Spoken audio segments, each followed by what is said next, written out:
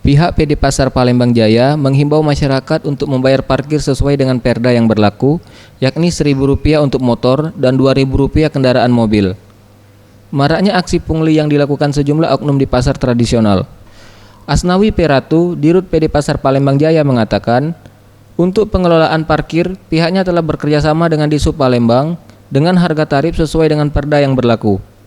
Bagi masyarakat yang menemukan oknum yang meminta tarif lebih, dapat segera melaporkannya. Nah, luarin di sub ini. Kalau dalam sana baru kita. Apa 1.000 kan? Hah? 1.000. Tarif 1.000.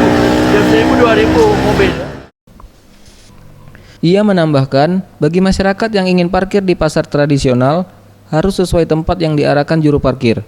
Hal ini guna mengantisipasi adanya oknum yang meminta tarif parkir lebih di luar wilayah tempat parkir yang disediakan. Tim Liputan, Sriwijaya TV.